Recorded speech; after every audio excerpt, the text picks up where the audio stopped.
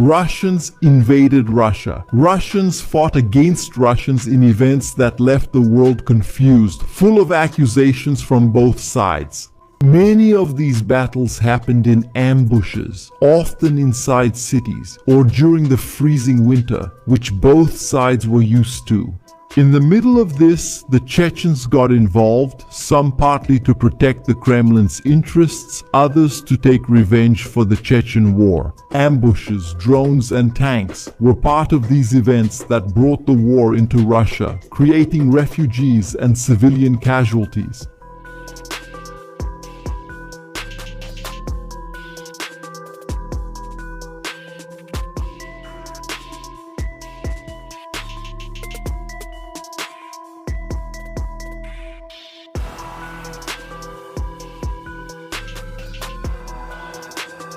The war in Ukraine has had many strange moments since the conflict escalated. In 2022, when Russia launched its invasion with overwhelming force, claiming it would denazify Ukraine, Putin's main target for this so-called denazification was the Azov battalion, which many reports say was never innocent. However, he ended up exchanging many of them as prisoners and sending them back to Ukraine, even though they were his main justification for the war. Perhaps to balance this, there was the denazification of Dmitry Utkin, codename Wagner, one of the leaders of the Wagner group. He died in the tragic plane crash that the Russian president claims was caused by a grenade explosion during a prank among the leaders, who were drunk and high on drugs. Putin ended up forgetting to check the background of some fighters and paid for the Russian paramilitary group to go to the battlefield in Ukraine. Led by this man and the I'm not going to make an effort. Nationalist, patriot of impartial leadership and so on. I say The truth is that the strange events started much earlier, and that man there was involved in them, fighting for the Kremlin. The conflicts between Ukraine and Russia began in 2014 when strange little green men appeared in Crimea and scared off the Ukrainian troops. Without much resistance, paramilitary groups emerged in Donetsk and Luhansk, proclaiming the so-called Donetsk People's Republic and Luhansk People's Republic. When asked if Russia was arming these groups, Vladimir Putin replied that the little green men were not Russian troops, but local pro-Russian militias who bought their uniforms, firearms, and even armored vehicles at military stores. It was an easy domination by the Russians, which fragmented Ukraine and set off the spark for the escalation of the conflict in 2022. The war went on for months. By 2023, there were thousands of deaths, with the numbers varying depending on who reported them. Usually, the most passionate supporters would claim 500,000 deaths in the opposing army and none in the one they supported. 500,000 on one side and 0 on the other. Those numbers are actually quite conservative in Rambo movies, but not in Call of Duty, because Call of Duty is serious business. Contradicting this information brought sugary tears to the fans when they heard about any losses in their favorite team, and it also caused trauma and post-traumatic stress for keyboard warriors when they realized that war isn't a movie and people die on both sides. Russia gained an advantage in the war with the fall of Bakhmut and the failure of the counteroffensive. Their missiles and bombs did not spare the soldiers on the front lines, and not even in the cities, where civilians were often killed, with reports of up to 11,000 of them dying because of the war. One of the strangest events would happen in Belgorod. The Belgorod Oblast was a federal division of the Russian Federation with a capital of the same name. It bordered Ukraine, so much so that from there its citizens stopped on the roads to enthusiastically celebrate the missiles fired toward Kharkiv in 2022. It was there that on April 20, 2023, a Russian Su-34 accidentally dropped a bomb, which created a 20-meter crater. In Belgorod, the Russian Security Service, the Federal Security Service, was in full operation. Its men detained a resident of Belgorod. In a sudden entry into the house, they discovered that the man had printed counterfeit notes worth 25 million rubles at home. The result obviously was arrest.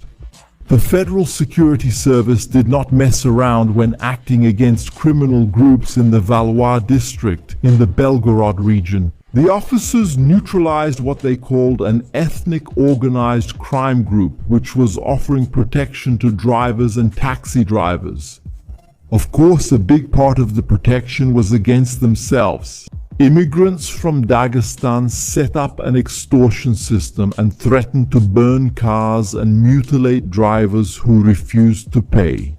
They all ended up in jail. The Federal Security Service carried out operations to dismantle the system. A nighttime surveillance operation found 2 of them moving in the darkness. Their bodies glowed on the drone cameras, which followed them to the car in the middle of the woods. When they hit the road, the officers were already waiting. They were arrested at gunpoint by Automat Kalashnikova Skladnoy rifles. At another time, they stopped a van that was about to transport more Russian saboteurs who supported the Kiev government, taking 2 of them into custody. The officers did an efficient job to prevent bigger problems in the blast. The Federal Security Service was important. It was Russia's main security agency and the primary successor agency to the Soviet Union's KGB. Hence the surprise and alarm when the drones flew over Belgorod and hit its buildings, causing panic among its citizens. Not just because of the explosions, but because of the symbolism. It was one of the signs that something unusual was happening. The Russian borders had been crossed.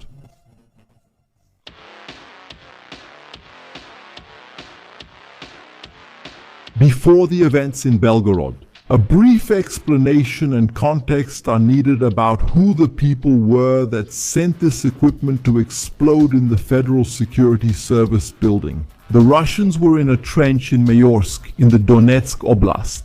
They watched the position, knowing that an attack was about to happen on one of the flanks. The enemy artillery dropped its present very close, leaving gray smoke as a sign that the infantry would come sooner or later.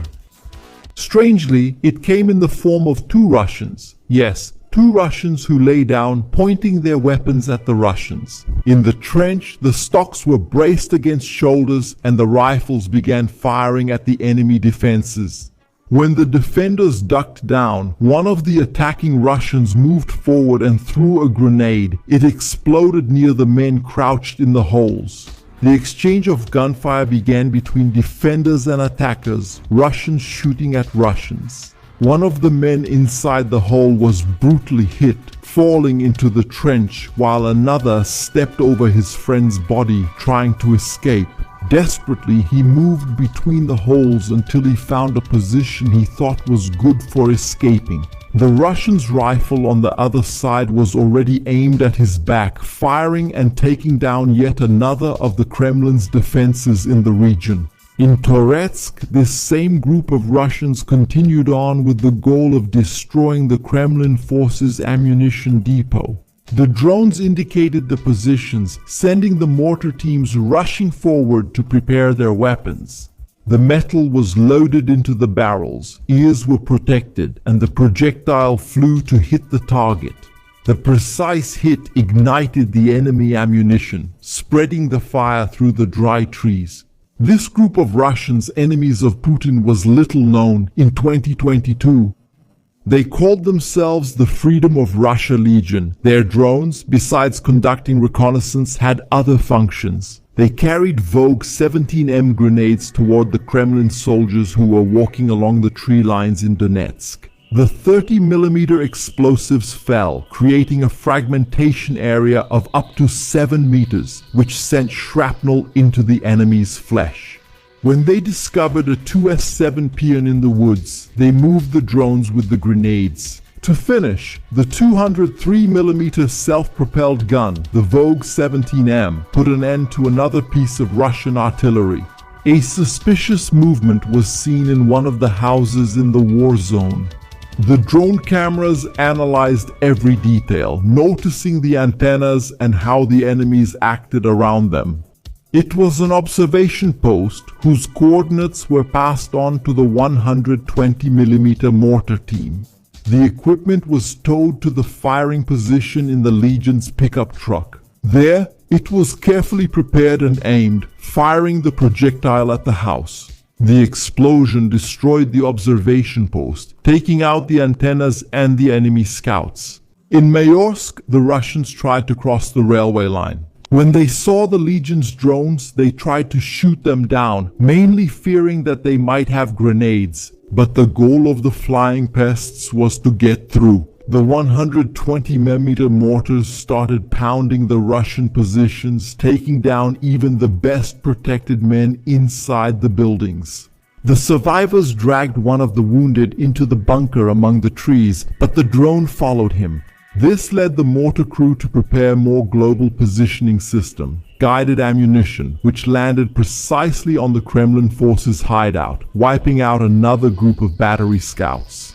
It was strange, but this small battalion was efficient at fighting their compatriots and then quickly moving away from the danger zone. But there would come a time when this small legion would face the Russian forces directly, and then they would be put to the test against the Federal Security Service and other well-equipped forces who were aware of their position.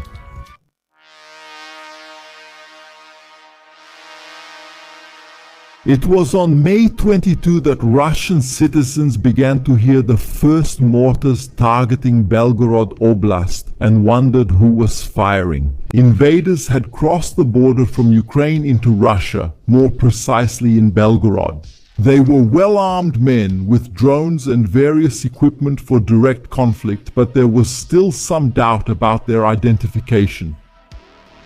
Ukrainian saboteurs, Ukrainian special forces, their advance was steady, with only a few strategic stops until they encountered the first challenges. The fighting began at the Frontira Well in the Graiborons district. Shortly after, the invaders already released videos of the drones flying over the invaded regions, showing the Russians retreating, being marked as targets. The mortars flew once again, prepared so that the smoke would mix with the bodies of the wounded men. These events kept repeating, with attacks against border troops who never expected that their service would actually be needed. They tried to move the men and show that there was work to be done, but it was difficult to coordinate in the midst of surprise and still not knowing where the enemy was. Until then, the Ukrainian threats to Russian territory didn't seem serious at all. That, however, made the Kremlin's soldiers retreat, with mortar fire falling on the village and shaking the bucolic landscape now violently touched by war. The houses where they hid shook with the attacks, shattering above their heads, smoke and fire. They were replaced, stripping away the Russians' tranquility, who watched their lives be shaken by Putin's special operation. The Russians denied it. At first, actions against the invading forces began. First, the S-25 helicopters and planes arrived on the ground, firing their rockets and bombs at the invaders. These operations seemed to have little effect, as reports of the men's presence continued to spread. With the sounds of Zakaz setting up the Russians' curious cameras to record the special operation, singing at the doorstep, the invaders were moving between the houses, and their gunfire was forcing Russian soldiers to retreat without any defense that could properly stop the infiltration. Over the days, the names of more villages and towns started to appear in the news and on social media. Calm down, Grpasnu, sir. Flexion. Stop the scandals. Rosinka, Goropodol, Glotov, very close to the borders, which had also been affected, the smoke strongly marked a group of invaders more than expected. They carefully observed the Russian movements, bombing soldiers who were actually recruits. Too young or too old, unprepared for the war brought to them. The explosions destroyed the houses one after another, throwing the men into panic, not knowing how to react to a real war situation. The invading soldiers who attacked Russian territory made their presence known and began to show who the Russians serving the Kremlin were. They deployed their drones to observe the invaders, seeing where they gathered, and their vehicles moved freely, assuming there were no problems. Moments later, a Su-34 was sent into the air. That was a fighter bomber, primarily designed for engaging ground and naval targets. He aimed at the invaders and unleashed his wrath. The bombs fell during the low pass, sinking into the ground and then exploding where there was no one. It was such a ridiculously botched attack that even the Russian pilots criticized it. Obviously, that mistake didn't stop the defenders. The Shahed drones were sent into the air to take action where the Su-34 failed. The long war taught everyone not to underestimate the Shahed drones produced by Iran. They fell upon the enemies, crashing down on men and equipment. The artillery was also set in motion, as were the Spetsnaz squads.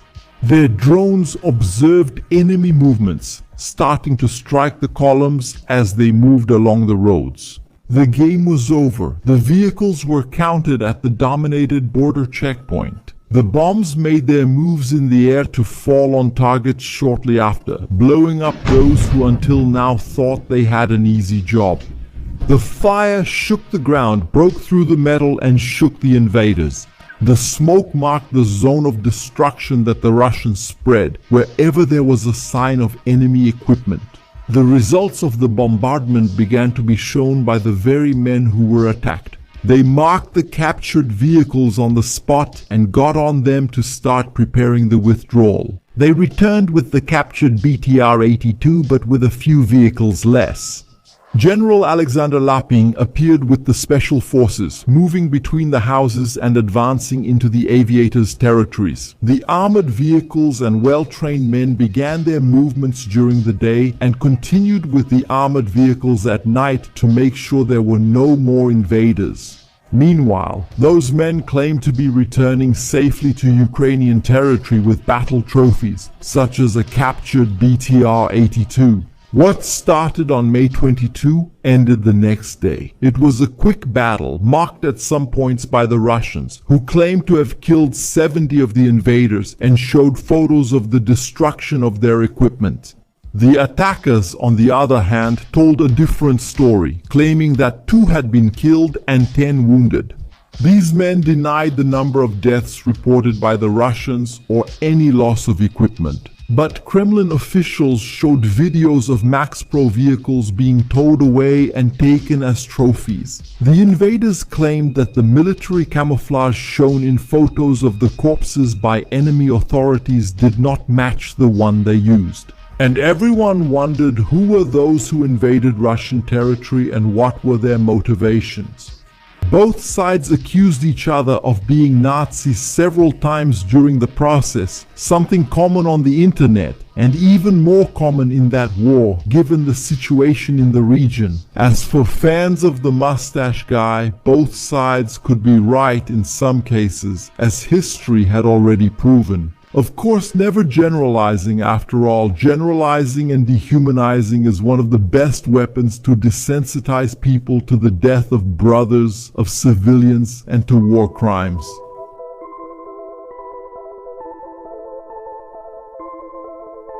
The Russians said that the invasion was a disastrous and feeble attempt to bring the war to their territory. A way to divert attention from the fall of Bakhmut, which happened at the beginning of that month. The Ukrainians said they had nothing to do with it and left a response. For men like Maximilian Andronikov, Denis Kasputin, and Daniil Maznik, who gave many interviews. Maximilian Andronikov spoke for the Freedom of Russia Legion, or Freedom of Russia Legion, a paramilitary unit of Russian citizens who opposed Vladimir Putin's regime and his invasion of Ukraine. Created in March 2022, it supposedly has a history of fighting for Ukraine. The group was made up of deserters from the armed forces and other Russian volunteers, some of whom emigrated to Ukraine, some of them. The Russian government should give up its imperial ambitions and focus on promoting the well-being of ethnic Russians. However, the habit of Russians calling anyone who opposes their views a Nazi ends up being accurate at some point. Denis Kasputin was that case, and there's no point in trying to cover it up with the war name White Hacks. He was a Russian-German neo-Nazi activist, former Russian hooligan and militant, and was banned from almost all of Europe precisely because of his neo-Nazi ideals. In his defense, Kasputin told Al Jazeera that he was a compatriot, a right-wing traditionalist, and rejected the label of Nazi. He said he would never be found waving a flag with a swastika or raising his hand in a Hitler salute, and he rejected all labels except that of a right-wing Russian patriot. He founded the Russian Volunteer Corps, or Russian Volunteer Corps, in August 2022. Unlike the Freedom of Russia Legion or Freedom of Russia Legion, the leadership of the Russian Volunteer Corps was not based on Russian soldiers who had defected, but rather on Russian emigrants with a right-wing political orientation. The fighters themselves were much more diverse and without a defined ideology other than fighting against Putin. This even included a squadron of Cossacks from the Kuban region in southern Russia, where more than 47% of the population spoke Ukrainian. The government in Kiev claimed that the Russian Volunteer Corps was not part of its armed forces, unlike other volunteer groups of Chechens or Georgians. The Polish Volunteer Corps, or Polish Volunteer Corps, which was founded in February 2023, also took part in this first incursion. The Polish Volunteer Corps was a special reconnaissance and sabotage unit that was not linked to the Ukrainian Foreign Legions, but rather, it is said, directly subordinated to the Ministry of Foreign Affairs of Ukraine. The Polish Volunteer Corps was also accused of Nazism for using an image with a specific part blurred out, which, according to Russian groups, sparked an endless discussion on the internet. Some people said that the symbol was a provocation against Russian accusations of Nazism, which is a pretty stupid idea, and others claimed that the symbol was added with Photoshop. These were the groups that took part in the first incursion and came back to give interviews and talk about the contradictions of the Russians, who first claimed no and then said that the invasion didn't cause any trouble.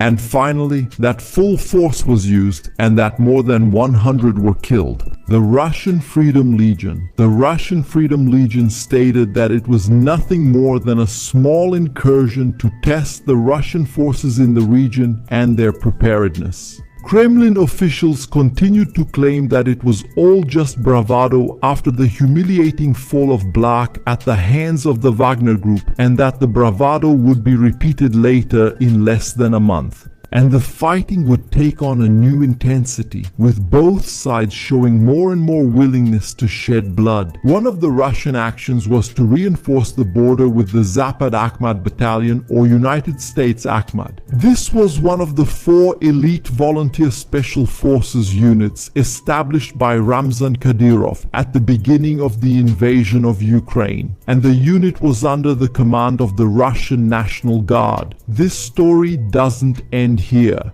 These incursions in 2023 had even more topics to be discussed. The script got so long that I had to split it into 2 parts. I'll leave the link to part 2 here for those who have finished watching this video.